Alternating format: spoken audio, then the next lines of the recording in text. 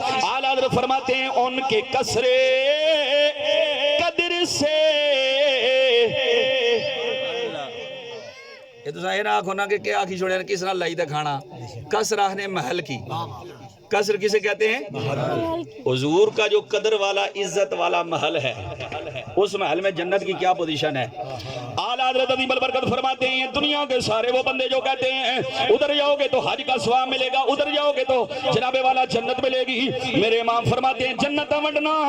ہر بندے دا کم نہیں یہ وہی محبوب جنت دے سکتے ہیں جو مدینے کی چٹائی پر بیٹھ کر کہتے ہیں ابو بکر فی الجنہ عمر فی الجنہ عثمان فی الجنہ علی فی الجنہ طلحہ فی الجنہ زبیر فی الجنہ سعید فی الجنہ سعد فی الجنہ عبد الرحمن بن عوف فی الجنہ زبیر بن عوام فی الجنہ ابو عبیدہ بن جراح فی الجنہ اللہ اکبر یہ اس نبی کو اللہ نے مقام عطا فرمایا ہے جس کو اللہ نے دنیا میں ہو کر جنت کی پراپرٹی کا مالک بنایا ہے اعلیٰ حضرت فرماتے ہیں ان کے کسرے قدر سے واہ بھائی واہ کتھے جنت انہوں نے لے آکے رکھیا جی علامہ مبارک صاحب یہ نے اعلیٰ حضرت آنے ہی اعلیٰ حضرت کیوں فکر ازاری کیوں گل کر رہے ہیں میں اتنا کوئی لکھ کے دسے اعلیٰ حضرت فرماتے ہیں ان کے کسرے قدر سے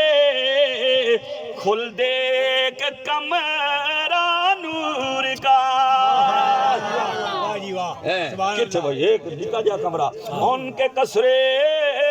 قدر سے کھل دے کہ کمرہ نور کا اور سدرہ پائیں باغ میں ننا سا پودا نور کا صبح طیبہ میں ہوئی بھٹتا ہے بانا نور کا اور صدقہ لے لے نور کا آیا ہے تارا نور کا سبحان اللہ بے شک میں بالکل میں حاضر کرنا جناب قاری صاحب حضور تشریف فرمائے مسلم اور ترمذی کے اندر حدیث ہے سرکار تشریف فرمائے سرکار نے فرمایا اللہ